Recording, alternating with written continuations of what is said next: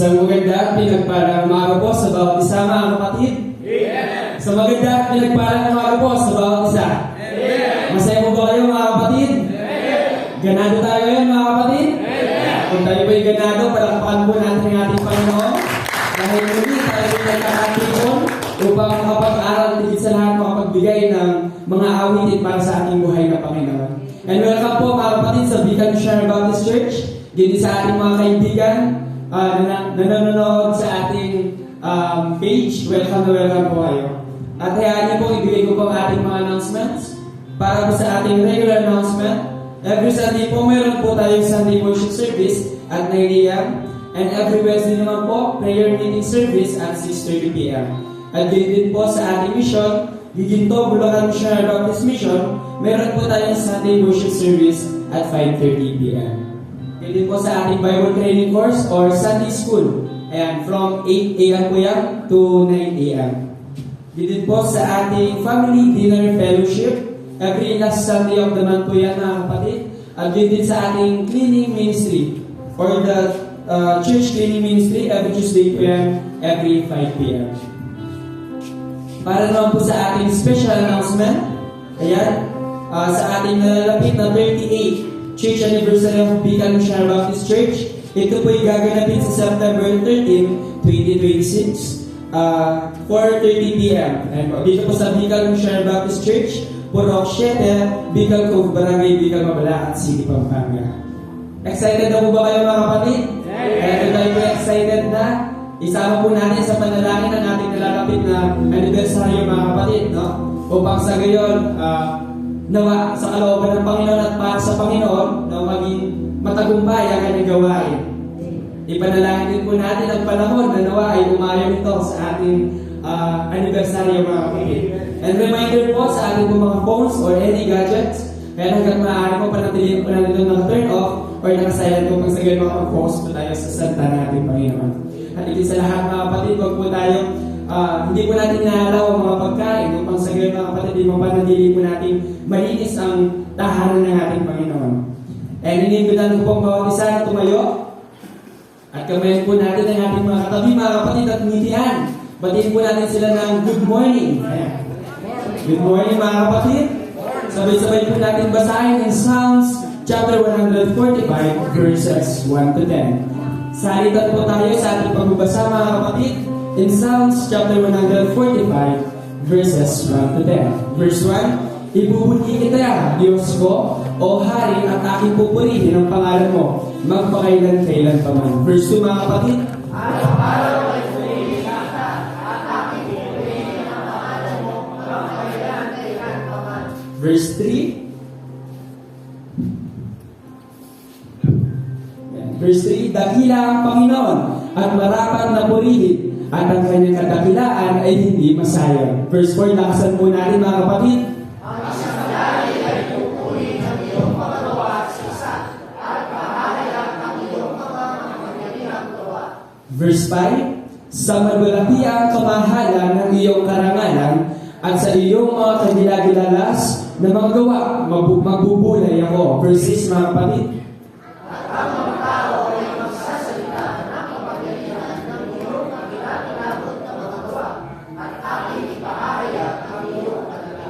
Verse 7, kanilang sasabitin ang alaala sa iyong dakilang kabutihan at aawitin nila ang iyong katwiran. Verse 8, ang Panginoon ay mapagbiyaya at usos ng pagkamalan, kanayan sa pagkagalit at dakila sa kagandahang loob. Verse 9, ang Panginoon ay mabuti sa lahat at ang kanyang mga malumanay na kaawaan ay nasa lahat ng mga gawa. Verse 10, sabay-sabay po tayo mga kapatid.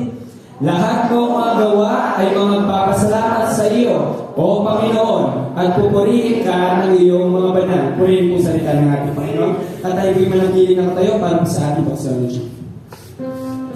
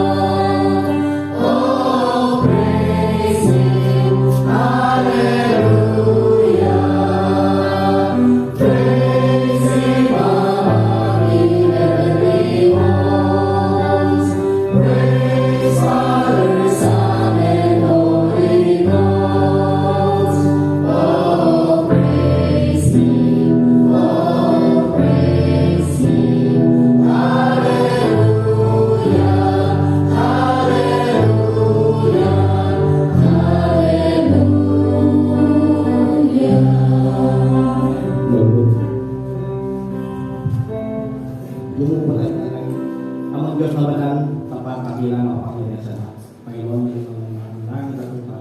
Kayo pong oras nito, Panginoon, ngayong oras nito ay lumalapit po kami sa inyong ng pangalan na may pagpapasalamat pa rin. Panginoon, maraming salamat po sa patuloy yung ginagabay ng bawat sa amin. Patuloy yung pinangungunahan ng bawat sa amin na ayos sa iyo kaloob. Salamat din po Panginoon sa mga boses mo kung pinagkakalot. Salamat po dyan. Hindi niyo po kami pinababayaan sa bawat oras sa bawat minuto ng biyaya. Ang Diyos na banal, kami po patuloy na lumalapit. Lumuluhod ng Papa, umubad ng Papa. Panginoon, hinihingi po namin ang pagtawaran sa langit po na ang pagkamali, pagkukulang, pagkakaala po sa inyo. Tungkol sa isip, sa pagkakawa. Dalangin po ng Panginoon sa mga ganito, sa pagkisimula namin sa puso, sa kapatid, po po yung muna. Patuloy, mag-usap po kayo sa amin, sa aming mga pagkisimula ng mga Panginoon, sa inaan namin. Ito po ay magpakilala ka na yung sa mga biyang mga kailangan namin tumamila sa inyong magandaan at Panginoon mga magandang. Gayun din po Panginoon, ang mga kapatid na papunta po ay natin po sila. Kaya po yung pabigay nyo sa aming pagpunta dito. Gayun din, dalangin po namin ang tanong kasi sa pas nito, kayo po patuloy sa inyo. Nang talino mula sa inyo Panginoon ng sabihin, ang mga pagsalita na aming natin ito ay aming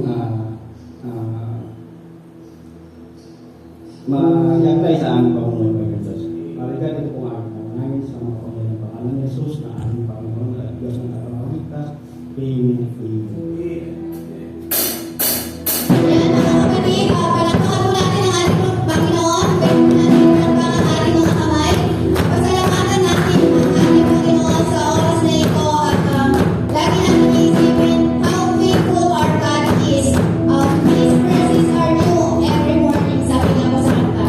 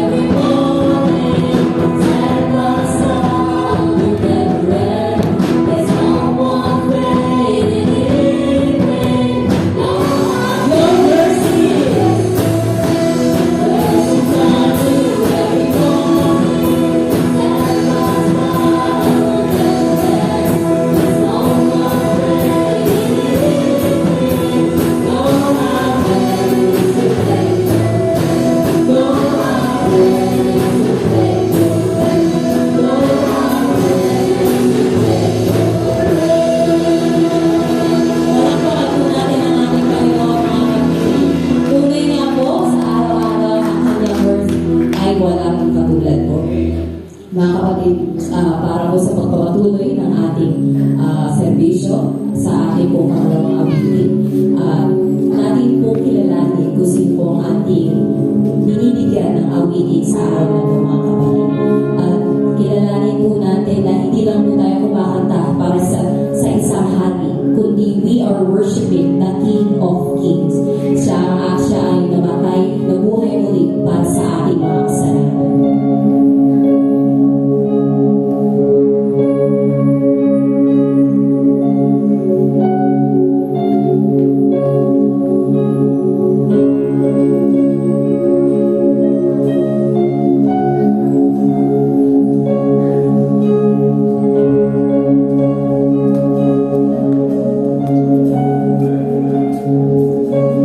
Come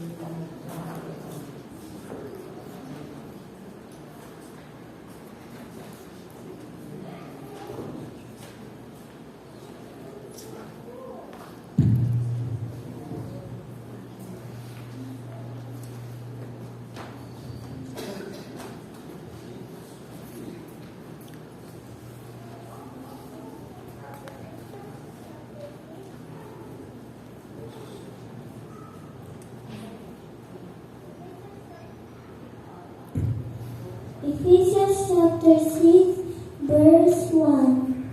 Children, obey your parents in the Lord, for this is right.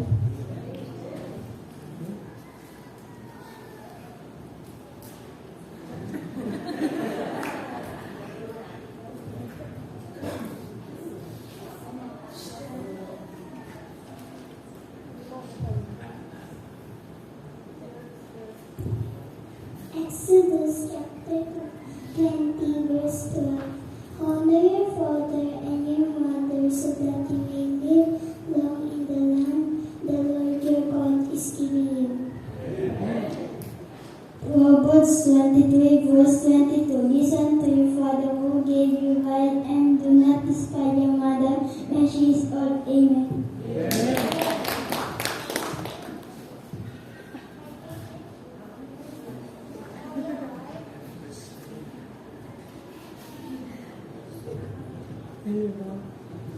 Thank you, Jesus, for helping your singing, for helping my amen, and myself here. Thank you, Lord. Amen.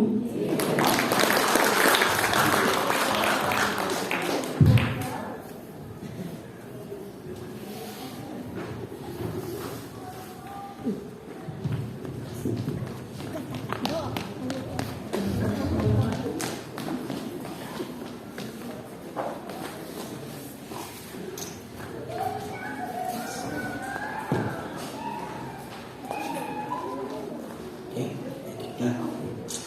Praise the Lord. Purihin po ang ating Panginoon. Ayan. Yes po. Sige po. Ayan. Nagugulat ako sa mikrofono natin. Parang punong-puno ng enerhiya. Sige po.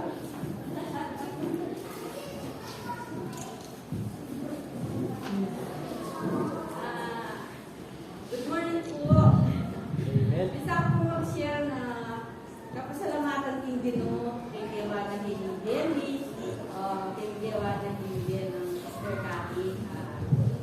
Kaya po pasalamatan ng Ginoo kaya ning binigyan na ngayon kapagsubukan tapos isego tara po. God is good po. Gagala po kayo karoon natin may paya na kayong panalangin na pagkalong na kami na may ganagan na po panalangin binigyan na nga tingin pa po kaya ang panalangin ay adon po kayo mag-nervous po salamat po kay Ginoo kay panalangin nyo kapatid at salamat din po kay Ginoo kay panalangin daw po kay pastor ang korek dahil pa po pastor. Dahil pumanalangin kang Sister Cathy.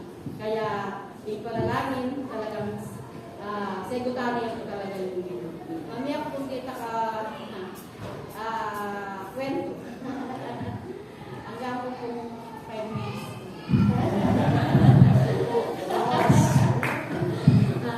Ayun po, ano pong kwento yung Sister Cathy na sabihan natin niya po ano pero nakukuling sabihan ka na pero sinabi na rin po. Tapos sinabi na po anyang sabi na nakanakot to sabi ko po sana alin na kaya kakanako na ako at sabi ko kaya kasi po ako magawa na ako anak niya pa at manitunan niya po kaya makantako ng asa dito.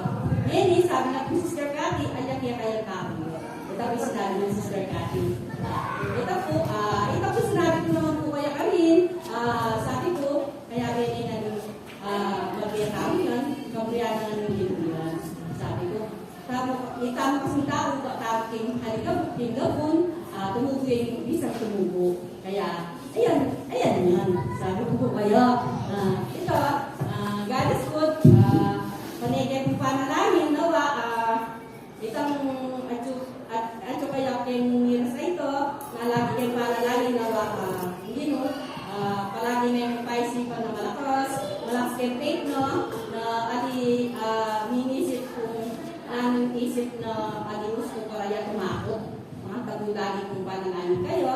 At ito naman po laging sasagutan mo laging ninyo. Kaya panalangin na ito.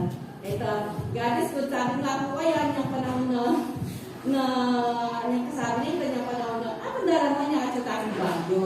Ito po sinabi kay Anita na itakakaroon na itik ko laging may stress ang pagka-isip na sila yung pera. Tapos po, lagi kayo nakakakiting flooring, buwak, ngayon pala, buwak na. Ngayon sabi ko, kanino buwak yan, kaya ngayon. Kami inisip kaya tayo, stress, sabi ko, ay, hindi ko tinilita. Yan nakatapaw ko yan. Gadis ko na nakakaroon po talaga may friend ng panahon na ito. Andiyan, alaan ng pera ang panahon na ito. Andiyan, kumita kaya kami na timano sinagumegi ko rin. Timano, kinahiyapig daw kalitang dinala na libo na nasa prayer na rin din. Andiyan panahon na ito. Tapos po, andiyan kaya ang panahon na ito din, na kaya panalangin, may nalangin ko din, gawa, gawayan paralan ng ino, yan na kaya kami pag kailangan, may lakay ko pero may nalangin ko. Tapos, make sure po kaya kami itong pastor din na mamagamak. Tapos ito, timani po kung ano yung gigas ng ganda o mismo, na paano kami talaga ating talagang tutong mag-biyak at tulugod ka rin tao. At saka yung din, na ito, timani po kung ano yung gigas ng ganda. Tuwan mo ngayon ay putang, yan ang kaya na ay kita kabukasan, sinabi na kabukasan. Ang timano ko tabi, kaya pabanya ko 20,000. Sabi ko, God is good, sabi ko. Talagang sobrang makamangkay, hindi ko kayo blessing. Thank you good na po kaya kami anak na talaga.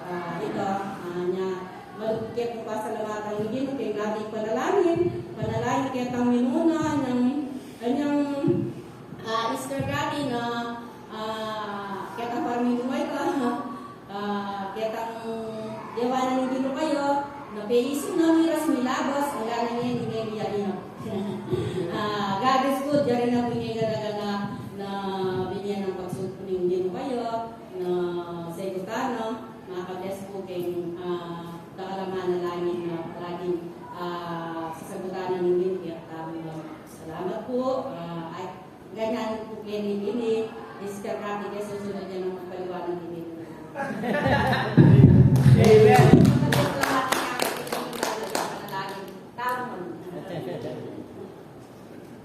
Praise po ang ating Panginoon.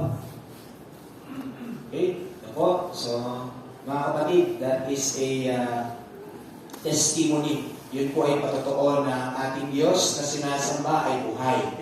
Ako, so, mapalad ka, kapatid. Mapalad po tayo sapagkat ang ating pinaglilingkuran ng Diyos ay hindi po basta-basta. No, mga kapatid, siya po ay makapangyarihan. No, mga kapatid, siya po ay may mata na nakakita. Siya po ay may kamay na hindi po limitado ang maaabot. At may tenga na naririnig lahat po ng ating mga panalangin. Kaya pag tayo po'y nasa gitna ng bagyo, tayo po'y nasusubok sa ating pananampalataya, tayo ko po sinasabi at lagi ko pong encouragement ay mas mainam pong ilagak na natin yung pagtitiwala natin ng todo, buo sa Panginoon. At alam po ninyo, nung nangyayari po itong mga dagdag ko na rin bago po tayo magsimula. Kasalukuyan po tayo every Wednesday, pinag-aaralan po natin yung aklat ng Mateo. At doon po sa aming pag-aaral, kung mapapansin po ninyo mga kapatid, pag binasa niyo po yung Matthew chapter 8 hanggang chapter 9, wala pong ginawa ang Panginoon doon kundi magpagaling ng mga karamdaman. At yung mga nagsipaggaling po sa karamdaman na naroon mga kapatid, lahat po sila nasigaling dahil sa kanilang pananampalataya sa ating Panginoon. Given na po na powerful ang ating Panginoon. Kaya na pong pagalingin ang kahit na anong karamdaman. Ngunit kung wala kang pananampalataya sa Kanya, hindi ka gagaling. Alam po ninyo ang tanong ng Panginoon doon sa dalawang bulag, mga kapatid. Naniniwala ba kayo na kaya ko kayong pagalingin? Sabi po ng Panginoon, nasa Kanya naman po talaga yung mapangyarihan magpagaling. Pero tinanong niya po yung dalawang bulag. Naniniwala ba kayo na kaya ko kayong pagalingin? Ano po sabi niya ng dalawang bulag? Opo, Panginoon. Dahil sa pananampalataya ninyo, gagaling kayo. Sabi niya. So, you see mga kapatid, kung inaakala po natin na yung ginagawa natin dito sa iglesia ay yung pananampalatayang nilagay natin, inilagak natin sa Panginoon ay baka may mga nag-aakala po sa inyo na ito'y biro lamang. No? Hindi po ito biro, mga kapatid. Ito pong pananampalataya na ito na meron tayo, ito po yung pag-asa meron tayo kay Kristo na ating inilakap sa Kanya, sabi sa Hebreo. Ano po? Kaya sabi po ni Apostol ni Pedro, dapat lagi kayong handa na sumagot sa mga magtatanong sa inyo sa pag-asang taglay nyo. Ano po? Kapag may nagtanong sa iyo, bakit sobrang punong-puno ka ng pag-asa kahit ang hirap na ng iyong kalagayan? Alam mo, dapat ang sagot doon, kapatid, kasi tayo bilang mga Kristiyano, taglay natin yung pag-asa na nagmumula kay Kristo. Ano po? Yun, kapatid, kung may pananampalataya ka sa ating Panginoon. No? Pero kung nagdududa ka sa ating Panginoon, sabi po ng Biblia, walang napapala sa Diyos ang taong may pagdadalawang isip. Sabi po sa Santiago. Kaya kapag ikaw ay nasa bagyo, no, mo na, ibigay mo na lahat sa Panginoon. No? Ituon mo na yung mata mo sa Kanya. Parang si Pedro, para makalakad ka sa ibabaw ng tubig. Huwag ka nang balikin-balikin. Diretso ka na. No, mga kapatid. Amen po? Amen. So bago po ang mensahe ng Panginoon, ay meron pong grupo ng mga kalalakihan, no, sa iglesia na nag-request kung pwede daw po silang umawit sa Panginoon. Po? So tinatawagan ko po ang Avengers. Doomsday. Ayan. Hindi po, mga kapatid. Natawagan ko po yung aking mga kasamang aawit dito po ngayon sa harapan. Ang aming pong aawitin ay pinamagatang Find Us Faithful. Po. Ano po ito? Quartet po kami. Voicing po ito. Choir. Sino yung sa'yo? Test mo yung mga boses. Magtapo kayo kay Gadali. Yung boses yung mic ko.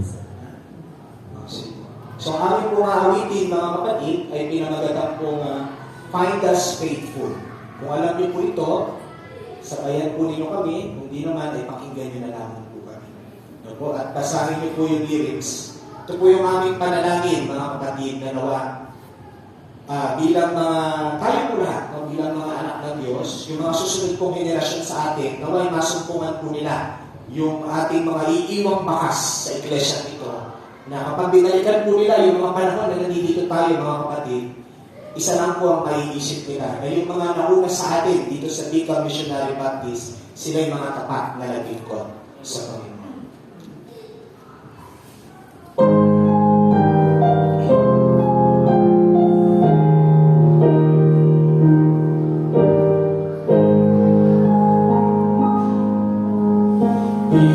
It's on the journey of the narrow road, and those who come before us guide the way,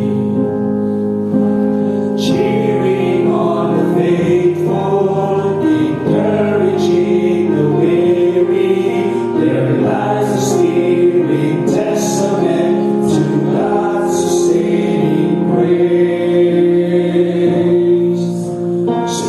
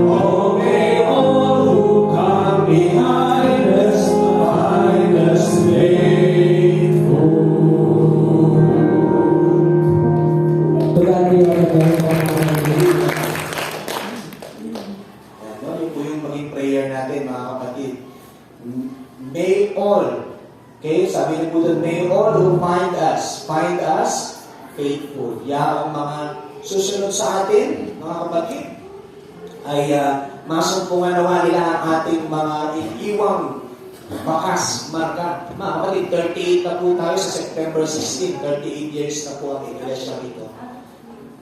Sa biyaya ng Panginoon, mga kapatid, kung aabutin po ito ng 100 years or 150 years, kasi siguro kung wala na tayo dito. No?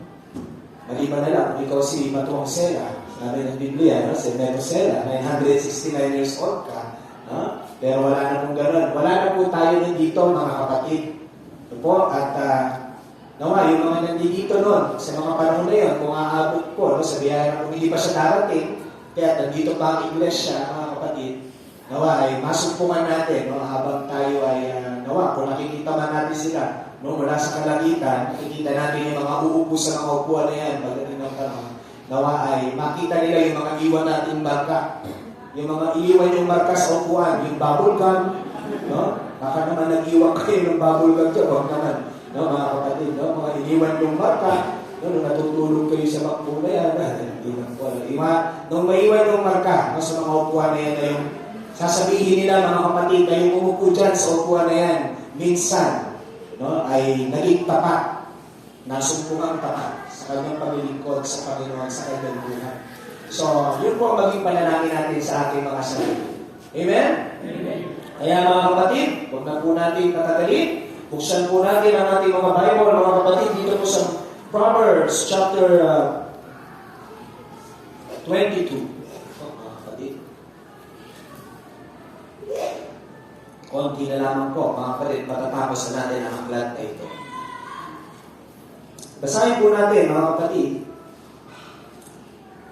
ang aklat na ito. Sabi niyo po dito, mga kapatid, ang mabuting pangalan ay maiging piliin kaysa malaking kayamanan at ang magandang kalooban kaysa pila at ito. Verse 2. Ang mayaman at ang dukha ay nagkakasalubong kapwa. Ang Panginoon ay may lanang sa kanilang lahat. Ang mabait na tao ay nakakakita ng kasamaan at nagkukubli.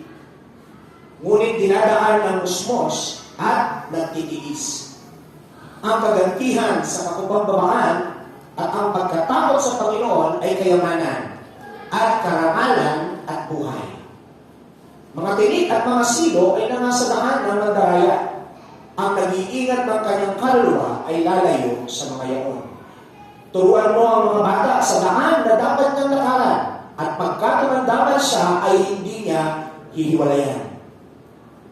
Ang mayaman ay nagpupuno sa dukha at ang maghihirap ay alipin ng nagpapahiram. Siyang naghahasik ng kasamaan ay aani ng kapahamakan at ang pamalo ng kanyang puot ay maglilikat. Verse 9. Ang magandang loob ng mata ay pagpapalain sapagkat nagbibigay ng kanyang tinapay sa dukha. Verse 10. Itaboy mo ang mangliba at ang pagtatalo ay maaalis. Oo, ang pagkakaalit at ang pagduduwahagi ay matitigil. Verse 11. Siyang umiibig ng kalinisan ng puso dahil sa biyaya ng kanyang mga labi ay magiging kanyang kaibigan ang hari. Ang mga mata ng Panginoon ay nag-iingat sa maalam, ngunit kanyang ibinabagsak ang mga salita ng taksil. Sinabi ng tamad, may leon sa labas, mapapatay ako sa mga lansangan. Ang bibig ng masasamang babae ay isang malalim na lumang, siyang nayayabot sa Panginoon at mabubuwal doon. Ang kamamangan ay nababalot sa puso ng bata, ngunit ilalayo sa kanya ng pamanong pagsaway. Ang bumibigati sa dukha upang magpalago ng kanyang pakinabang at ang nagbibigay ng mayaman ay humahanga sa pangangailangan lamang. Ikiling mo ang iyong pakinig at iyong dinggin ang mga salita ng pantas at ihilig mo ang iyong puso sa kaaking kaalaman. Sapagkat maligayang bagay kung iyong ingatan sa loob mo kung mga tatata na magkakasama ang iyong mga labi. Verse 19, upang ang iyong tiwala ay manlaga sa Panginoon, aking ipinakikilala sa iyo sa karawang ito. Oo, sa iyo. Hindi ba ako sumulat sa iyo ng mga marilad na bagay, ng mga payo at kaalaman? Upang ipakilala sa iyo ang katunayan ng mga salitang katotohanan, upang iyong maibalik ang mga salita ng katotohanan sa kanila na nagsusugo sa iyo. Huwag kang magnakaw sa dukha sapagkat siya'y dukha, ni bumighati man sa nagdadalamhati sa pintuang bayan, sapagkat ipagkikipaglaban ng Panginoon ang kanilang pusa at sasamsam ng buhay yaong nagsisisamsam sa kanila. Huwag kang makipagkaibigan sa taong magagalitin, at sa mainting tao ay huwag kang sasama. Baka ka matuto ng kanyang mga lakad at magtamo ng silo sa iyong kaluluwa. Huwag kang maging isa sa kanila na nakikikamay o sa kanila na mga nanagot sa mga utang. Kung wala kang ikabayad, bakit kanyang kukunin sa iyo ang iyong higaan? Huwag mong baguhin ang dating mohon ng lupa na inilagay ng iyong mga magulang. Nakikita mo ba ang mga taong masipag sa kanyang gawain? Siya'y tatayo sa harap ng mga hari, hindi siya tatayo sa harap ng mga taong hama. Purihin po ang pagkakabasa ng salita ng ating Panginoon. Tayo po'y magsiyuko at manalangin. Ama namin Diyos na banal at makapangyarihan sa lahat. Maraming pong salamat sa inyong mga salitang amin pong nabasa ngayong umaga nito. Dalangin po namin ang pagkalooban po ninyo ang bawat isa sa amin ng kaunawaan sa inyong mga salita upang ang mga salita mong aming kakanin ngayong oras na ito, O Diyos, ay magdulot po sa amin ang karunungan na makatutulong bilang mga anak mo sa aming pamumuhay at paglakad na nakapagbibigay sa iyo lamang ng kaluwalhatian. Ganun din, yung po bababang likod, Panginoon, ay huwag po ninyong hayaang magsalita ng ayon lamang sa aking sariling karunungan. Bagkus, Panginoon, gagayan po ninyo ko sa pamamagitan ng inyong banal na Espiritu, O Diyos, na ang bawat lamang salitang lalabas sa aking bibig ay mga salitang matuwid at ayon sa inyong kalooban na makapagbibigay po ng kalakasan sa bawat isa sa amin at higit sa lahat sa Iglesia ito. Purihin ang iyong pangalan, itong aming panalangin sa pangalan ni Jesus na aming Panginoon at Tagapagligtas. Amen at Amen.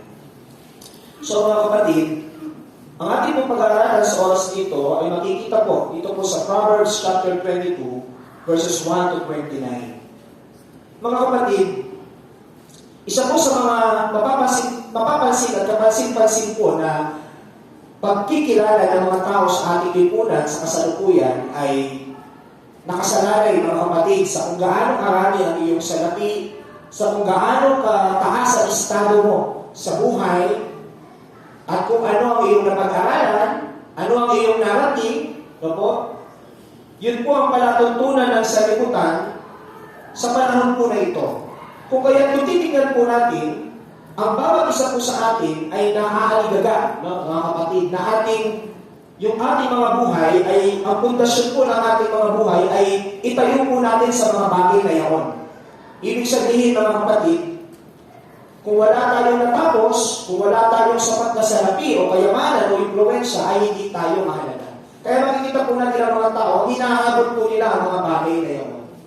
Ngunit mga kapatid, isa po sa mga tinuturo ni Solomon ay mababasa po natin dito sa part na ito. Isa sa mga pinaka-importante kailangan po natin maintindihan bilang mga Kristiyano. Ano po yun? Yung verse 1, mga kapatid. Ano po sinasabi po ni Solomon in verse 1? Sabi na po, ang mabuting pangalan ay maiging piliin. Ibig sabihin, mga kapatid, bilang isang Kristiyano, kinakailangan po na bilang isang lingkod ng Diyos, na bilang tagasunod ng ating Panginoon, kung tayo man po ay magkakaroon ng pagkakataon na makita o magkaroon ng pagkakataon, mga kapatid, na tayo po ay makapamili, no? Kumbaga tayo po ay pipili, tayo po ay magkakaroon sa sitwasyon na kung saan may naghahanap buhay tayo pero masusubok po yung ating integridad, masusubok po yung ating pagtatapat sa Panginoon. Hirap po mag-translate sa Tagalog. No? Kung tayo po dati sa pagkakataon na pipili po tayo, mga kapatid, okay? At masusubok po yung ating pagkatao bilang isang Kristiyano. Ang sabi po ni Solomon, mga kapatid, ay mas piliin po natin ang mabuting pangalan kaysa po sa kayamanan. Hindi po sinasabi ni Solomon na masama ang pilak at ginto, mga kapatid. Pero kung yung pilak at ginto na yan, mga kapatid, ay hindi po buhat sa matuwid, at ito po ibinibigay sa inyo dahil po sa isang bagay na kanilang hinihingi na hindi ayon sa kalooban ng Diyos, ay mas mainam po piliin ninyo ang mabuting pangalan kaysa sa pilak at ginto. Mas piliin po natin ang mabuting pangalan kaysa sa kahit ano paman. Sapagkat mga kapatid, yan po ang ating ipapasa na po sa mga susunod na henerasyon. Ang isa pong karunungan na galing sa Diyos, mga kapatid, ay hindi lamang basta nalalaman kung ano ang tama at kung ano ang matuwid. Kinakailangan, mga kapatid, na kapag nalaman po natin kung ano yung tama at matuwid, doon po natin itayo yung ating tahanan, doon po natin itayo yung ating buhay, doon po natin itayo yung ating lakarin, mga kapatid. Hindi lang po sapat na alam natin kung ano po yung gusto ng Diyos. Ang dapat po natin gawin natin yung gusto po ng Diyos. Hindi, Pastor, alam mo na po yung gusto ni Lord. Ang tanong ngayon, kapatid, gagawin mo ba? Ginagawa mo ba? Kaya po si Solomon, dito po sa ating pinag-aralan, mula po ng Proverbs chapter 21, makikita po niyo from teaching us na si Lord dapat ang nag-rule sa buhay natin. Ang nais po ngayon ituro ni Solomon, po sa tatlong bahagi po ng kawikaan ito, mga kapatid na makikita natin, ay hindi lamang po nalalaman natin na dapat ang Panginoon ang mag-rule sa buhay natin, kundi dapat po yung ating buhay ay itayo natin, mga kapatid. Simulan natin na itayo galing sa karunungan po ng Panginoon. Maliwanag po ang nais na iparating sa atin ni Solomon, mga kapatid, na habang tayo may lumalakad bilang mga Kristiyano sa ating Panginoon, kinakailangan po, mga kapatid, na taglay natin yung isang pagkatao o pagkakakilanlan na nakikita si Kristo, pagsunod sa kanyang mga salita, paggawa ng mga tamang desisyon na ayon sa kanyang kalooban at pagkilos ng may katapatan. Mga kapatid, dito po in Proverbs chapter 1 verse 16, makikita po natin yung first point ni Solomon, mga kapatid. Ano po yun? Sinasabi po ni Solomon, mga kapatid, na ang karunungan ang siyang pinagmumulan, mga kapatid, ng isang pagkatao na nakatuon sa kalooban ng Diyos. Ano po yan, mga kapatid? Hindi po sabihin ni Solomon, mga kapatid, ang kayamanan, tulad mo sa verse 1 na ating pinag-aaralan, ang kayamanan po ay hindi sinasabi hindi mahalaga. Pwede tayo magkaroon ng mga bagay sa mundo nito. Ngunit yung reputasyon at isang buhay na may integridad ay kinakailangan po na ating taglayin. Ngayon, mga kapatid, tanungin natin ang ating mga sarili. Kapag po tayo ay nakikita ng mga tao, ano po kaya ang kanila nakikita sa atin? Nakikita po ba nila si Kristo? Nakita po natin, mga kapatid, yun po yung pinaka-importanting tanong.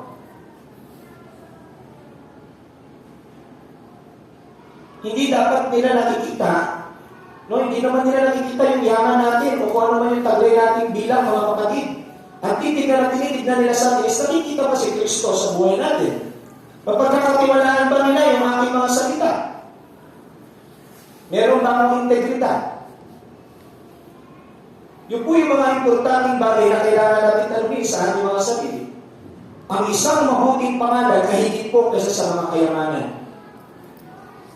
Isa rin po sa mga nais ituro ni Solomon sa atin, mga kapatid, dito po, in Proverbs 22, verse 3, sabi niya po dito, mga kapatid, ang bubuksan po natin, ang mabait na tao ay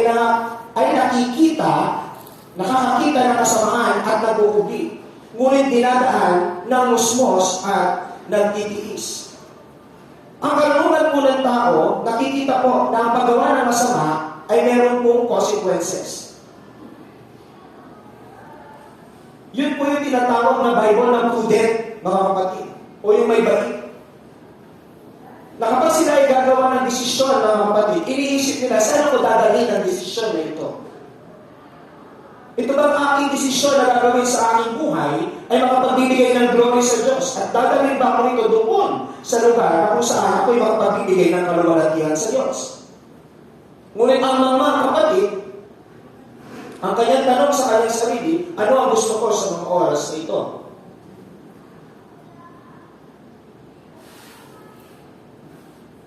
If you have your Bible with you, mga kapatid, buksan po natin yung Bible natin in Ephesians chapter 5, verse 15 to 16. Sabi na po dito, Ephesians chapter 5, verse 15 to 16.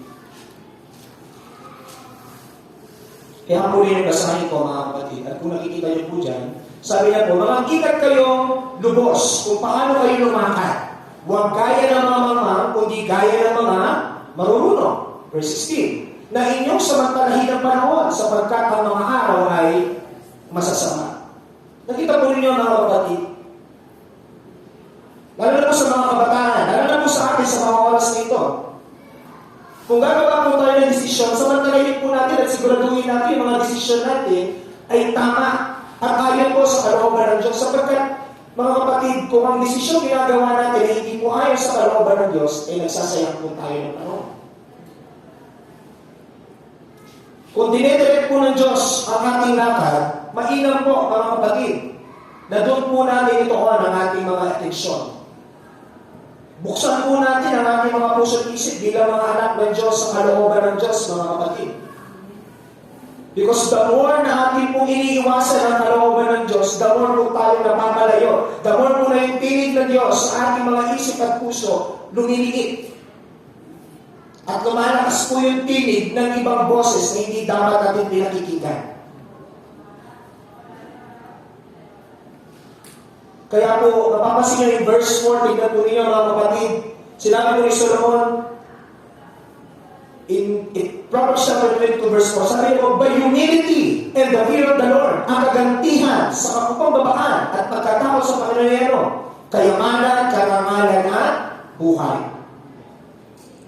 That is the difference, mga kapatid. Yun po yung pinagkaiba ng taong may pagpapakumbaba at may takot po sa Panginoon. Ang tunay po na kayamanan na nagsisimula po sa ating tamang relasyon sa Diyos. Kaya lagi po ninyong marinig, if you have Christ, you have everything. If you don't have Jesus, you don't have anything. Wala kang kahit anuman na, mga kapatid. Jesus is our prize. Jesus is our treasure, mga kapatid. Siya po ang meron tayo. And later on, mga kapatid, in Proverbs chapter 22, verse 6, tignan niyo po ito. Very popular po itong verse na ito, mga kapatid. Sabi niyo po dyan, turuan mo ang mga bata sa daan na dapat niyang lakaran. At pagka tumandaman siya, ay hindi siya mahihiwanay. Sa English, mga kapatid, train up a child in a way he should go, and when he is old, he will not depart from it. Parents, mga magulang po natin sa iglesia. Yes, responsibility po ng mga magulang na pakainin, damitan, paaralin, at tulungan ang kanilang mga anak sa lahat po ng aspeto ng kanilang buhay. Ulit mga kapatid, tandaan po ninyo, isa rin po sa responsibilidad ng mga magulang ay yung tinatawag po natin spiritual na kalagayan po ng inyong mga anak. Sabi po dyan ni Solomon, turuan mo ang mga bata sa daan na dapat niyang lakaran. Maliwanag naman po yung tinuturong daan ni Solomon, mga kapatid. Yung po yung daan na sinasabi po ni Moses sa mga Israelitas. Yung daan na kung saan, yun po yung kalooban ng Diyos na dapat po lakaran ng kanilang bayan. Na kapag humihiwalay po sila doon sa daan na yun, mga kapatid, sila po yung napapahama. Nakita po ninyo kung gaano ka-importante yung presensya po ng mga magulang sa kanilang mga anak. Kasabi po ni Moses ito po, in Deuteronomy, sabi niya po doon, ituro niyo sa kanila yung mga utos ko gabi at araw. Araw at gabi. At huwag yung hayaan na mahiwalay yan sa kanila. Ituro niyo sa mga anak mo. Sabi niya. Ang binigyan po ng instruction ni Moses para ipasa yung turo, yung daan, yung salita ng Diyos sa dapat nilang lakarin at tahakin, mga kapatid, ay walang iba kundi yung mga magulang. Mga kapatid, hindi lamang po ang iglesia ang may tungkulin na ituro ang salita ng Diyos. Hindi, mga kapatid, bahagi din po, katuwang po natin ang mga magulang. Kaya nga po, napapansin nyo ngayon, no? Mainit ang issue ngayon. Ha? Sa ating social media ngayon, mainit ang issue. May barilan na naman ang estudyante. Di ba? Tapos ang sinisisi, teacher. Buti na lang, di na ako teacher. Yan ang minsan nakakainis din, no? So, teacher kaya sinisisi. Pero mga sinisisi, laruan, no? Yung online game ang sinisisi. No? And meron namang iba, mga kapatid, no? Ang sinisisi naman is yung mga magulang. Opo, kasi sila daw yung unang magtuturo sa tahanan. No?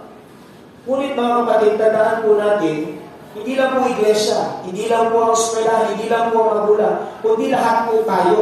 Pero mga kapatid, kung titignan po ninyo sa versikulo ito, ang una pong magtuturo sa mga bata ay yung mga kasama po nila sa bahay. Kaya mag-iingat po tayo, mga kapatid. Pipiliin po natin kung sino yung isasama natin sa bahay na pakikisamahan ng ating mga anak. Kasi mga kapatid, kinakailangan bilang mga magulang, bilang responsable po sa ating mga anak, kinakailangan po hindi lamang ituro natin sa kanila ang salita ng Panginoon. Kailangan din po natin ituwid yung kanilang mga maling pag-ugali. Kailangan po na maipakita natin sa kanila kung ano po ba yung pagiging isang Kristiyano. Turuan natin silang mananalig. Dalhin natin sila palagi sa church. Huwag niyo po silang isipin na makulit, takbo dito, takbo doon. Minsan kasama kong nag-preach dito, tatlo kami, okay lang yan. Okay lang po yan. Mas mainam po na nandito sila kaysa nasa bahay po sila. Mas mainam po na tuturuan sila ng salita ng Panginoon, na narinig nila yung salita ng Panginoon sa atin. Mas mainam na nakikita po nila kayo nakaupo dito, pumupunta kayo dito every Sunday. Lalaki sila na pumupunta yung mga magulang ko sa church, kaya dapat ganoon din ako pagdating ko. Mainam po yun. Huwag niyo pong isipin, huwag niyo pong gawing dahilan yung mga anak na bakit hindi po kayo magsisimba, mga kapatid. Dalhin po niyo sila dito. Ganun din, mga kapatid, samahan niyo pong manalangin. Na yung kwarto nila, magawa na. Magawa na. Para hindi po natin sila iniisip na kahit tatlo pa yung anak mo, no? Kahit 30 years old na yun, ilagay mo dito sa kids section, sige. No? Diba? Napapuli yun, mga kapatid? Kasi kung napaka-importante, di lang tayo po mga nasa tahanan, ang mapakita sa kanila, ano ba talaga ang isang tagasunod ni Kristo? At then, mga kapatid, hindi ko po yan, kasi simple na naman po ang gusto ni Solomon dyan, mga kapatid. Turuan po natin sila ng paraan ng Diyos. Pastor, hindi ko po alam ang paraan ng Diyos. Ano po? Pag-aralan po natin ang Bible. Pastor, hindi ko po alam pag-aralan ng Bible. O sige, turuan kita, turuan ko kayo, mga magulang, paano pag-aralan ng Biblia, para mapagpinasa nyo, mapag-aralan nyo. Wala po akong oras, Pastor. Ayun ang problema. Kailangan, kung gusto mong matutunan ng Biblia, sabi ko nga sa mga kayong turuan kong mga kabataan, kung gusto mong matutunan ng Biblia, mabasa mo dyan, hindi kasi parang dyaryo ito, kapatid, na pag binasa mo yung parang dyaryo, no? Nabasa mo na, okay na. Hindi, kapatid. Gusto mong matutunan na enjoy yung treasure sa salita ng Panginoon? You have to go deeper. Para mang nangingisda. Kapag nasadya ka lang sa laot, wala ka masyadong mahuling isda dyan. Masaya. May mga mahuli ka konti, appreciate mo, may pusit, may crabs, kung ano-ano. Pero gusto mo talaga na magandang isda, malalaking isda na masasayahan ka. Go deeper. Go deeper. Yun nga lang mga kapatid, when you go deeper, kailangan mo mag-invest ng oras. It takes time to study the Word of God. Kaya nga mga kapatid, kinakailangan, kung gusto natin mag-raise ng generation na mayroon pong pagmamahal sa salita ng Diyos, we need to invest time. At yun po yung ginagawa ko, kaya nagtuturo Sunday school, youth Bible Study, Ministerial Training, kasi po yun yung pinag-pray ko. Mga kapatid, gusto ko, mag-iiwan tayo, nag-raise tayo ng mga generations na mahal. Gustong inaaral ang salita ng Diyos. Nag-i-invest po tayo sa oras sa pagtuturo patungkol sa salita ng Panginoon. So, ganun din po ang gawin natin. Kaya po mga kapatid, yung mga parents natin, pinag-pray ko po yan. Na kapag nagkaroon tayo ng pagkakataon, halimbawa, isang araw, o yung mga mag-asawa at yung mga magulang na sa iglesia, magkita-kita tayo, no, sa Starbucks. Doon tayo mag-Bible study. Sige, pastor, sa akin ang sticker.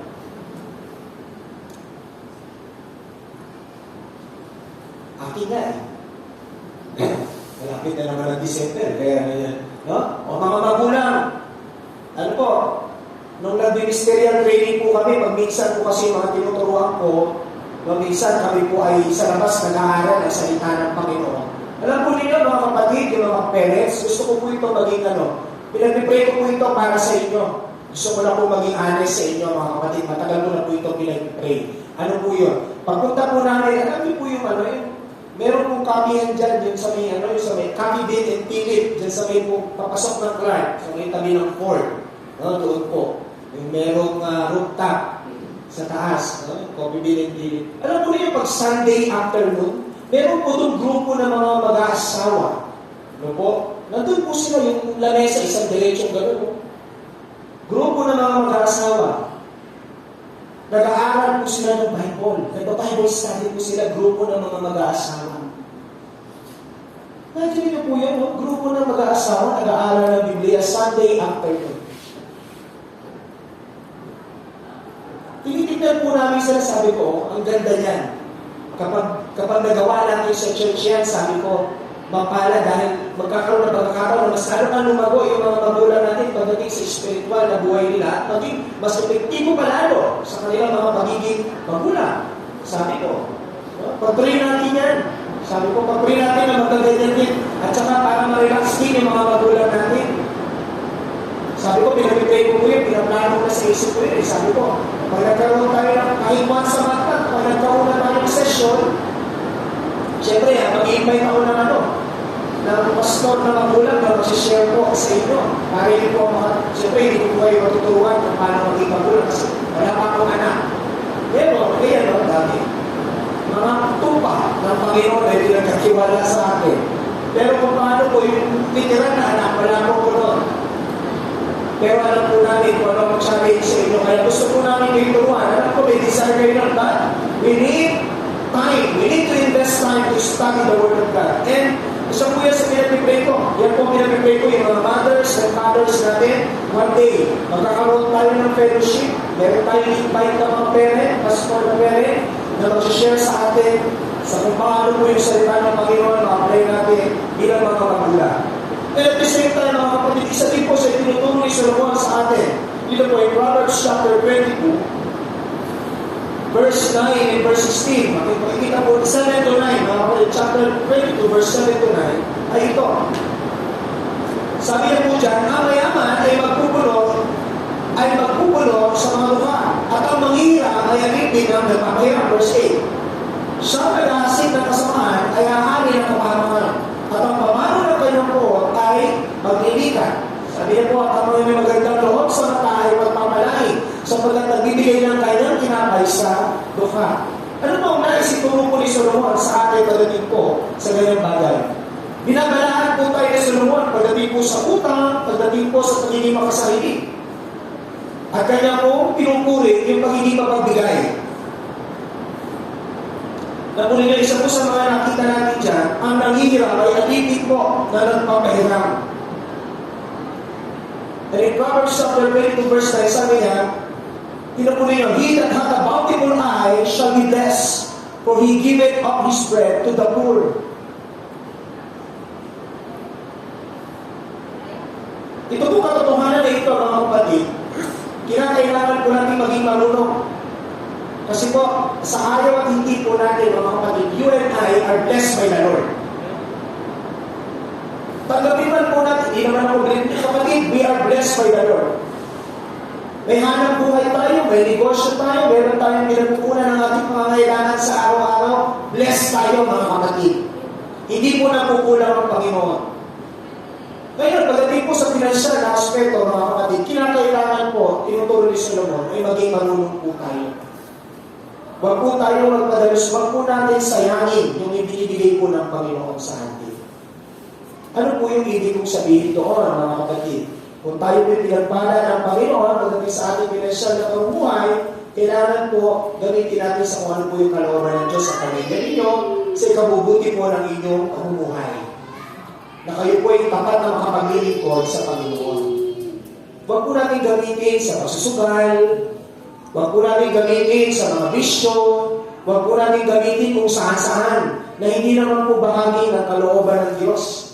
Yun po ay pag-aaksaya. At ayaw po ng Diyos yun, mga kapatid.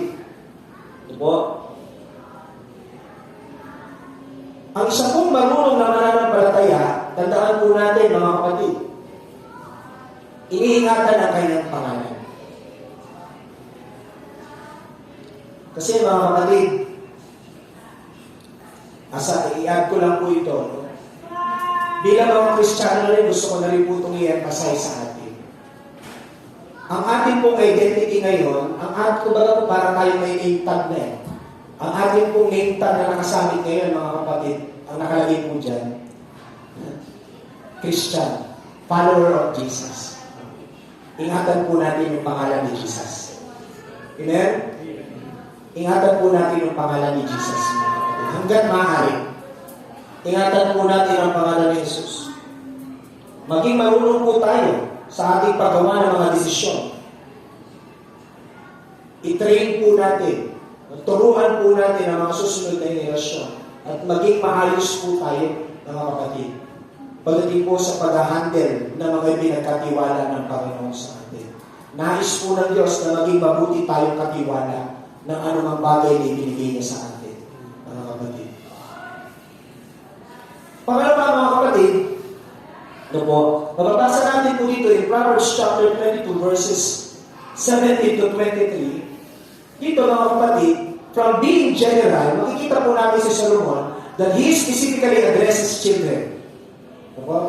Na kanya pong kinakausap. Specifically, ito pong mga bata, no, bilang maliban sa kinakausap niya yung general public, no, for several chapters, dito po magsiship kayo si Solomon at kakausapin niya yung kanyang mga anak. Ano po ang sabi niya?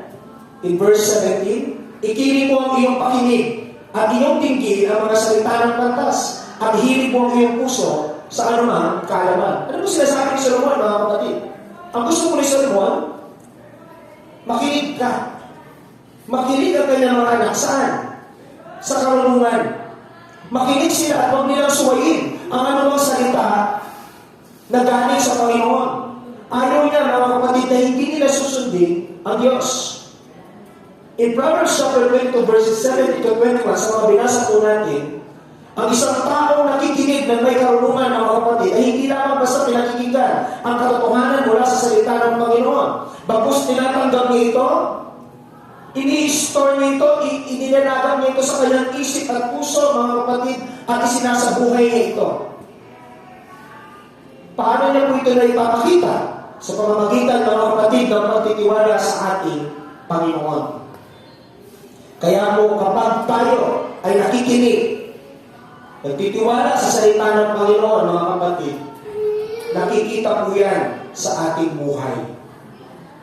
Ganun din, mga kapatid, kung babasahin po natin, tuloy-tuloy ang verse 23 again.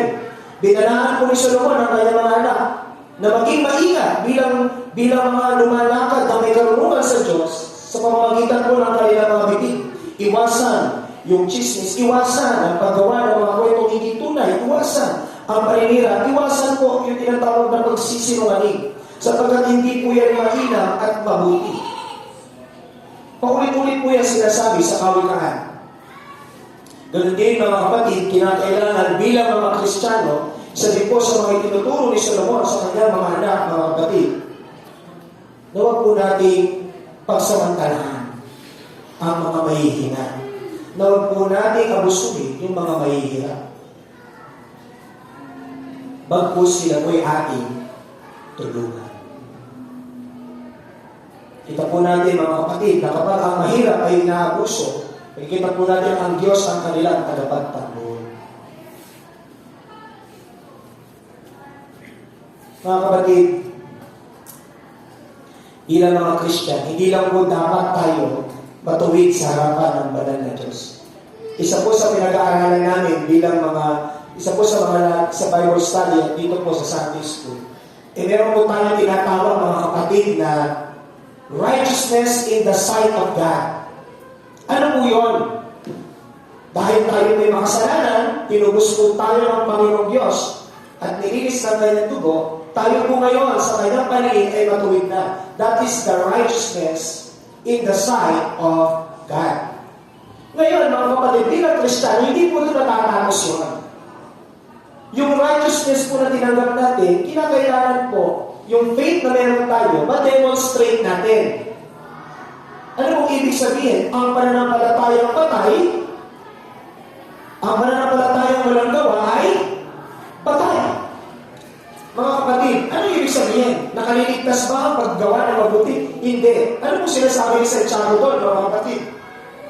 Ang nais kong ipaiwagi sa atin ni Santiago, mga kapatid, kinakailangan kung tayo ay may faith at kung tayo pinaging matuwid sa harapan ng Diyos, yung katwiran na yan, mga kapatid, ay kailangan pong magbunga din ang katwiran sa ating mga buhay sa araw-araw. Ano po yun? Yun yung tinatawag na righteousness in the sight of men. O katwiran sa harapan po ng mga tao na kapag nakita nila tayo, tumutulong tayo sa abot ng ating mga kaya, no po, ginagawa po natin ang lahat na magagawa natin para maging tama at matuwid yung ating mga ginagawa at sinasabi, nakikita po nila, mabuting tao yan, Kristiyano yan, tagasunod ni Kristo yan. Yun po yung righteousness in the sight of men. Na-appreciate mo ng mga tao na kapaligid sa iyo yung ginagawa mong kabutihan. Hindi dahil maliligtas ka sa mamamagitan, pero yun yung bunga ng pagsunod mo kay Kristo.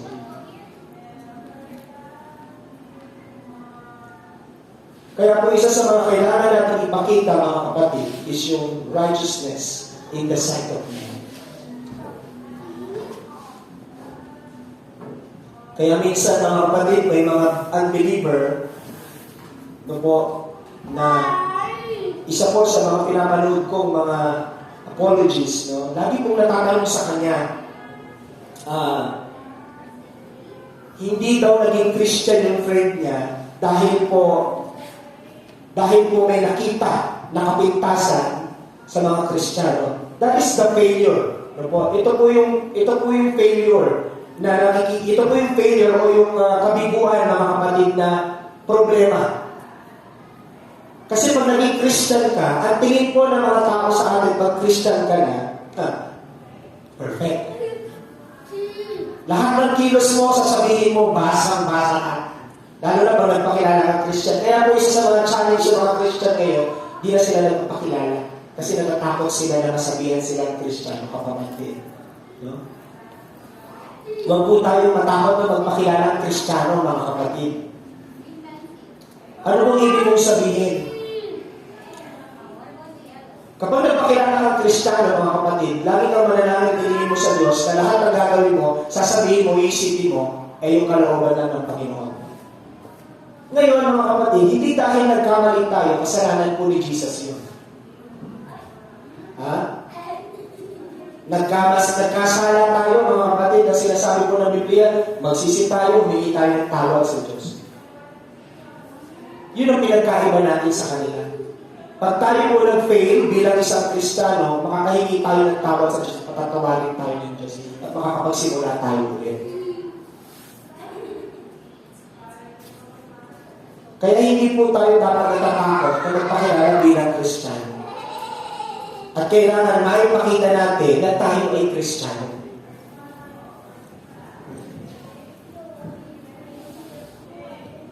Hindi natin pwedeng sabihin, mahal natin ang Diyos. And yet, mga kapatid, yung ginagawa po natin ay taliwas sa kung ano ang ating ibinahayag.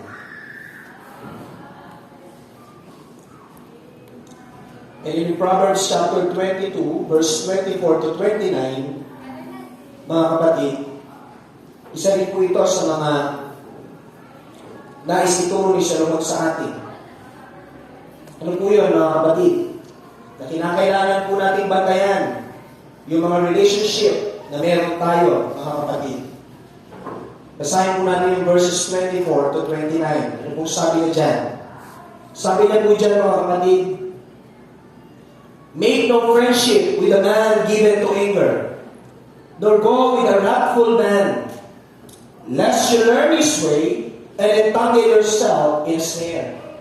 Ito po rin mga kapatid, huwag kang makipagkaibigan sa taong magagalitin, sabi niya in verse 24. In general principle, mga kapatid, ano po sinasabi ni Solomon?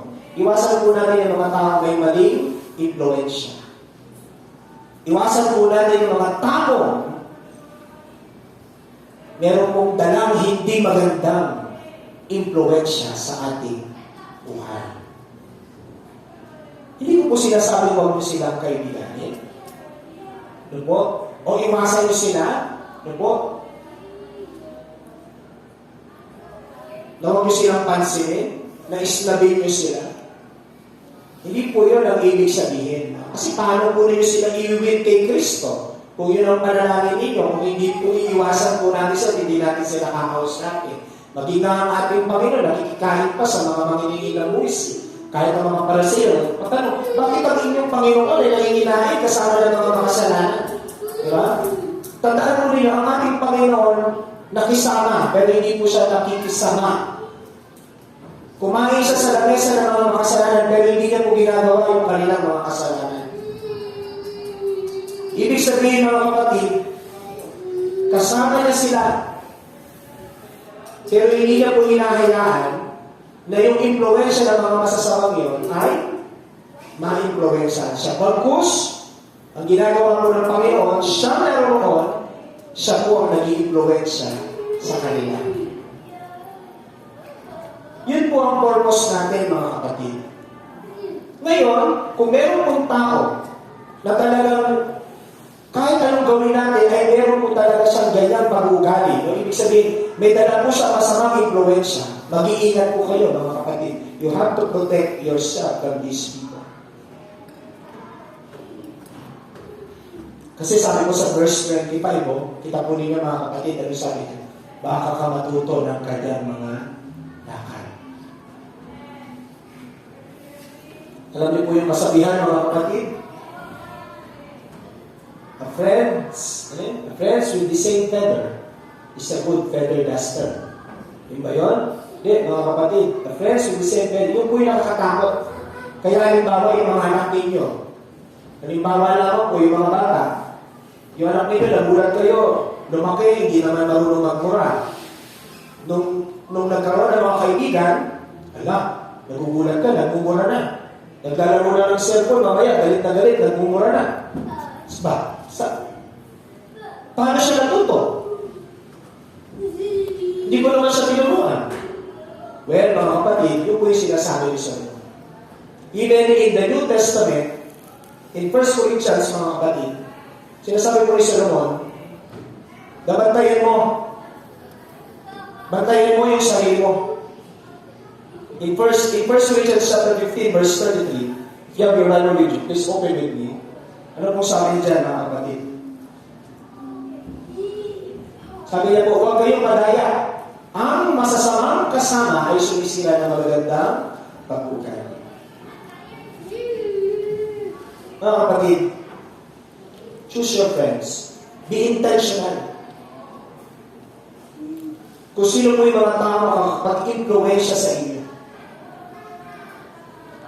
Tanungin po natin ang ating mga sarili, ito ba mga tao nakapaligid sa akin? Ito bang tao mga nakapalibot sa akin? Ay tinutulungan ako lalong maging wangis ni Kristo? O itong mga tao nakapaligid sa akin ay mas napapadali nila ako'y mahulog sa kasalanan? Isipin po natin, mga kapatid.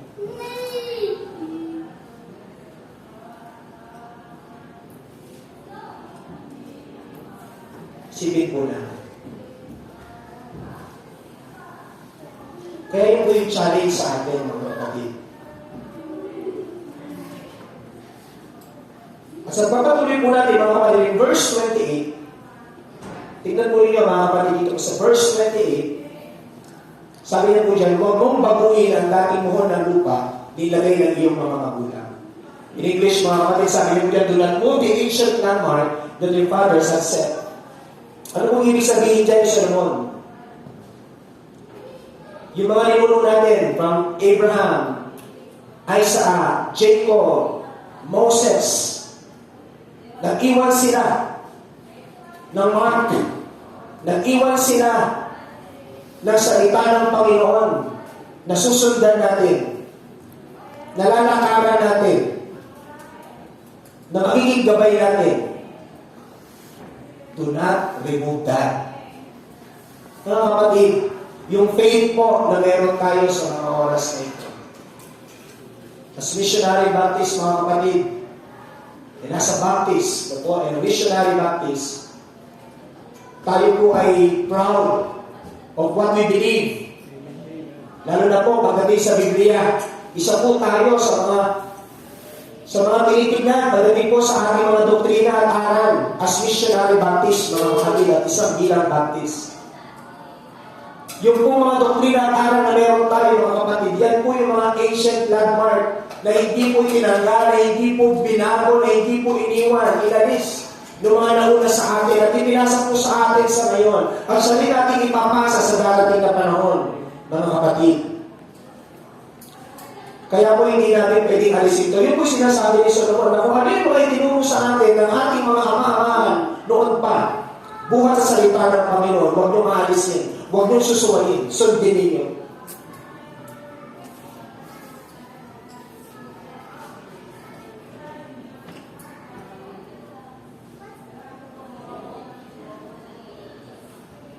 As we end, mga kapatid, nais po ni Solomon na mas piliin po natin ang pagkakaroon ng mabuting pangalan kaysa sa kayamanan. Nais po ni Solomon na masundin natin ang salita ng Panginoon, sundin ang karunungan ng Diyos kaysa sa ating sariling karunungan. Nais po ng Diyos na gamitin natin ang karunungan sa pagpili ng ating mga kasama at sa paggawa ng ating mga responsibilidad. Mga kapatid, bilang iglesia, ito po ang challenge sa atin.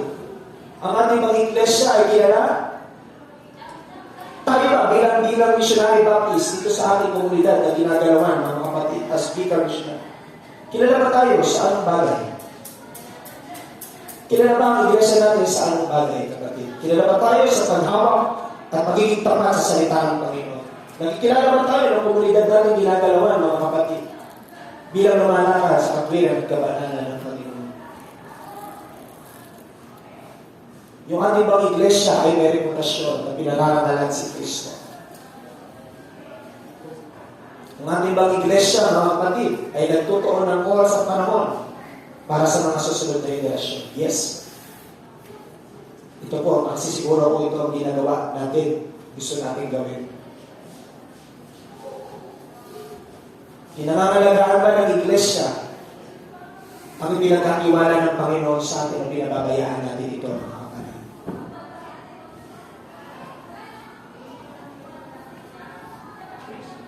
Bilang iglesia, mga kapatid, tayo ay naglilingkod na may katapatan sa ating Panginoon. Lahat na ng ginagawa natin ng best para sa Panginoon.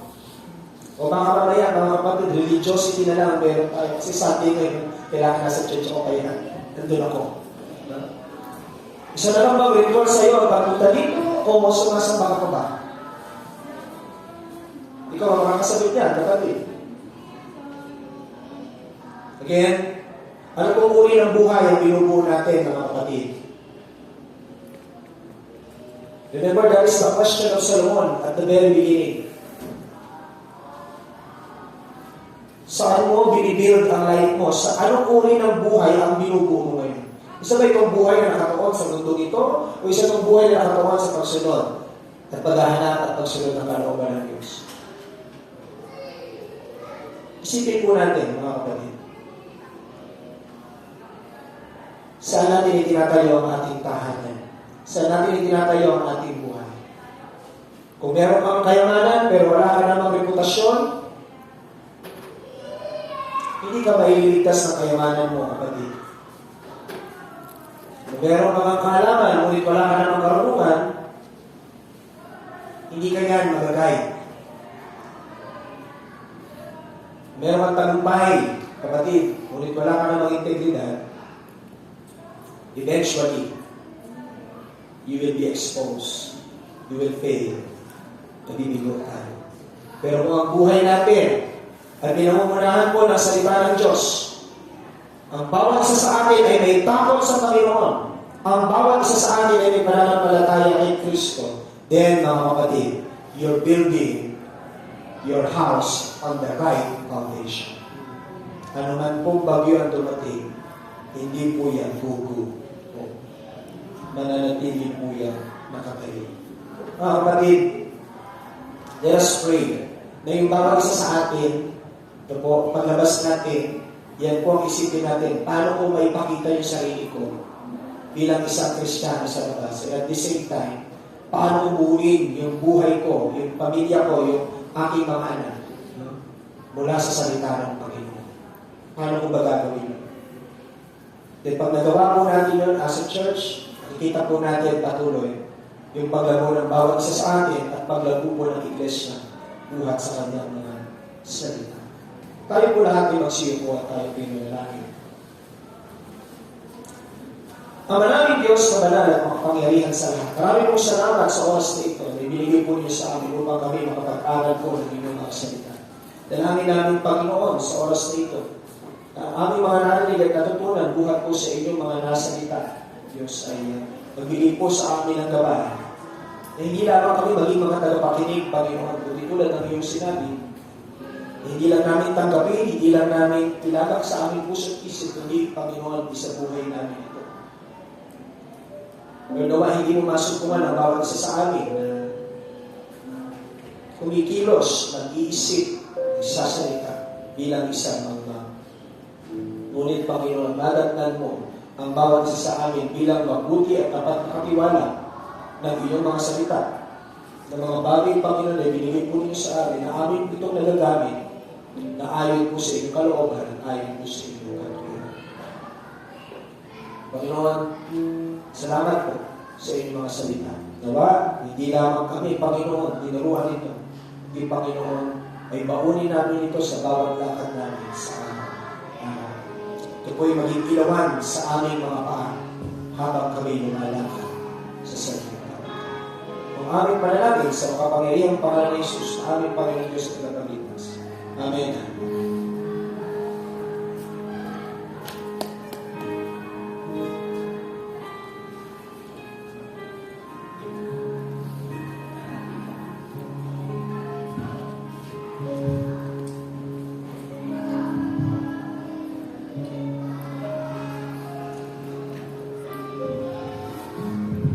Kaya po tayo maluwas sa sila ng mga kausap.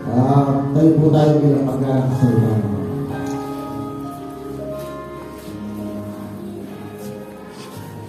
datagwan, hanapin muna ninyo ang kanyang kaharian at ang kanyang katuwiran at ang lahat ng mga bagay na ito ay pawang idaragdag sa inyo.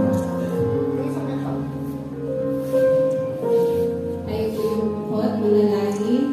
Ama namin Diyos, makapangyarihan sa lahat po pagkakanan kami po narito upang kayo po'y aming purihin at sambahin, Panginoon. Lord, patawad po sa aming nagagawa pagkakasala sa inyo, Lord, na naman po aming isip, na salita at sa gawa. Patawarin niyo po ang bawat isa sa amin, Lord. Lord, salamat po sa patuloy na pag-iingat sa bawat isa. Sa mga answers prayer, Lord, na patuloy na pagkakamaloob sa amin. Lord, sa aming po tithes and offerings, Lord, salamat po sa mga nabigay at patuloy niyo pag-bless ang bawat isa, Lord, para po aming po maibalik sa inyo ang nararatad, Lord. Lord, sa pagpapatuloy po ng aming salvation, kayo po magkain sa bawat isa. In Jesus' name we pray.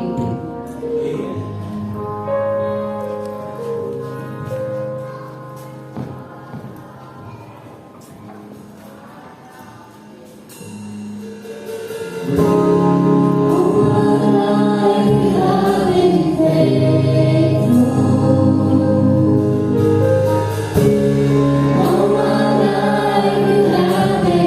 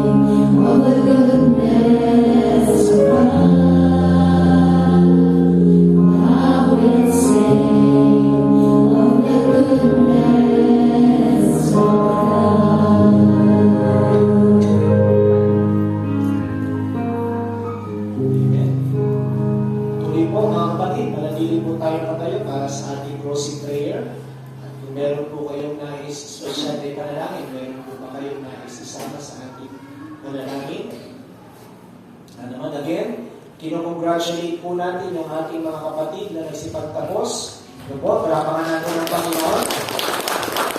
Si Brother Ian, nagtapos na po siya ng kanyang kolehiyo. Teacher din, English naman. Sister Carla, ayan, nagre-review siya ngayon. Nagtapos na po siya bilang pharmacist. Tama po, no? Pharmacist. So, kung nais po ninyong nakasisiguro kayong gamot ay laging bago, itanong ninyo kay Sister Carla.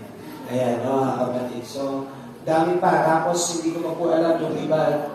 Sister Ronaline. Yan, yung girlfriend po ni Brother Genesis. Nagtapos naman po siya ng accountancy. May accountant na rin, no, mga kapatid.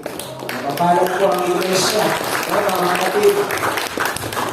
Yung mga miyembro ng iglesia, puro na halos professional na, no, mga kapatid. At yan po ay blessing ng Panginoon sa iglesia. So, nawa, yung mga darating pa mga kabataan, ganyan din, yung mga nakikita natin magsipagtapos din sila ng pag-aaral para sa karangalan ng Panginoon at bilang karangalan sa kanilang mga magulang. So, binabati natin itong mga kapatid na nagsipagtapos. Palamahan po natin ang Panginoon.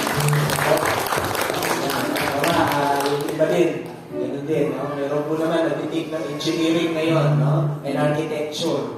Architecture, Sister Shane. No? Engineering, si Brother Aaron.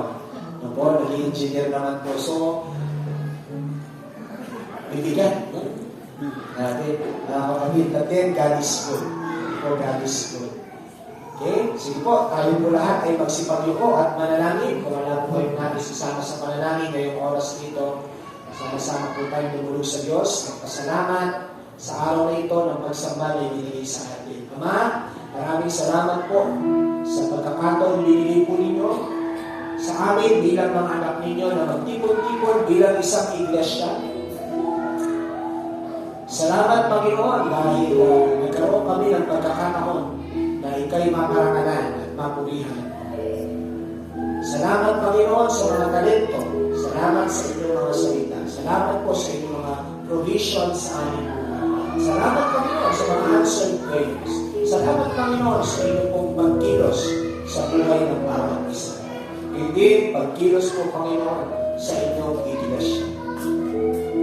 Panginoon, salamat din po sa buhay ng mga bisitang aming nakasama ngayong oras na ito. Nakikilala po ninyo sila, O Diyos. Patuloy po ninyo pagbalahin ang kanilang mga buhay. Dalangin po natin, Panginoon, na nawa sila sa pamamagitan po ng inyong mga salita ay makilala ka, O Diyos, bilang kanilang Panginoong Diyos at kanilang dalangin din po namin, Panginoon, ang aming mga bisita na sila po nawa ay napagpala ng inyong mga salita. Nanawa sila, Panginoon, ay muli namin makasama sa mga darating na araw ng pagsamba. Ingatan po ninyo ang kanilang mga pamilya. Ganun din po ang kanilang mga sakitos. Ganun din po ang aming ipinapanalangin sa mga kapatid. Nananalito po ngayong oras ito sa bawat pamilya. Nananalito. Patuloy, Panginoon, pagkain sa inyo po ang pamilya, bawat pamilya ng iglesia nito, ng inyong pag-ibig, ng inyong mga salita, ng inyong biyaya, Panginoon, at ng inyong habag. Nanawa sa kalooban po ninyo, O Diyos, ay magawa po nila na ang kanilang pamilya ay sama-sama makapaglingkod palagi sa inyo at maparangalan ng iyong pangalan. Dalangin po namin na patuloy po ninyong may pagkaloob ang aming mga pangangailangan sa araw-araw. Kasama na po ang buhay at kalakasan. Ngayon din po ang kagalingan. Ngayon din po ang paglayo sa amin sa anumang karamdaman at sakit. Panginoon, dalangin po namin ang mga kapatid na hindi po namin nakasama ngayong oras dito. Kayo po ang patuloy na mag-ingat sa kanila kung sila man po ay nasa balik ng karamdaman. Sa pangalan ni Jesus, amin pong iniling na sila'y magsipagkaling, O Diyos. Kung sila man po, Panginoon, ay nagpapagaling, bigyan po rin sila ng sapat na lakas upang sa mga narating kahon sa inyong gawain ay sila po ay aming makasama na makapagpuri at makapagpasalamat sa inyo, O Diyos. Kung sila naman po ay naghahanap buhay, ingatan po rin sila sa kanilang mga daanan. Kung sila naman po ay nasa ibang ibayo na nagkatrabaho, sila po ay inyong ingatan at gabayan, sampu at kasama ng kanilang buong pamilya. Panginoon, dalangin po namin ang iglesia sa darating na kataputput-palong pagdiriwang ng anibersaryo ng iglesia nito. Dalangin namin, Panginoon, na ang inyong pong biyaya, na ang inyong pong kakapatan, na kayo lamang, O Diyos, ang maluwalhati at may taas sa aming kalagitnaan. Na naman lahat ng aming gagawin, Panginoon, may pakita namin ang aming buong kapasalamatan para po sa inyo. Sadyanin po kami ang aming mga puso at isip. Sadyanin po kami na makapaglingkod sa iyo noong araw na yon, Panginoon. Pakita, O Diyos, bilang isang iglesia ang aming lubos na pagpapasalamat sa inyo pong ginawa sa buhay ng bawat isa sa amin. Ganun din, dalangin po namin ang iglesia nito na patuloy, Panginoon, tulungan po ninyo kami na abutin ang mga tao, Panginoon, na hindi pa nakakakilala sa iyo bilang kanilang Panginoon Diyos at Tagapagligtas. Na sila'y makasama namin sa araw na nag-alsay at makapakinig sila ng Ebanghelyo o Diyos. Galing po sa inyo mga salita. Sadyanin po ang kanilang mga puso. Ito po mga tao na ito na aming pinapanalangin na nais namin makasama sa mga makapakinig ng inyong salita. Sadyanin po sila, O Diyos, upang sila rin ay maranasan, Panginoon, ang iyong kabutihan na nagpupula, Panginoon, sa Ebanghelyo aming tinanggap mula sa iyong salita. Panginoon, papasalamat po kami sa lahat ng mga panalangin binigyan po ninyo ng katugunan at kayo din. Patuloy kami po inyong palakasin sa aming pananampalataya. Magtiis at magtiyaga, Panginoon, at maghintay sa iyong kalooban. Batid namin na sa lahat ng ito, kayo po ang may kapangyarihan, kayo po ang may kapahamanan ng Diyos. Kung kaya po puso lang kami magtitiwala sa lahat ng iyong gagawin. Maraming salamat po. Ingatan po ninyo ang bawat isa sa amin at ang bawat pamilya sa aming pamilya. Ang tanging pangalan mo lamang ay siyang aming maitaas sa lahat ng panahon. Itong aming panalangin, aming pasasalamat at papuri sa pangalan ni Jesus na aming Panginoon Diyos at Tagapagligtas. Amen at Amen. Purihin po ang aming Panginoon.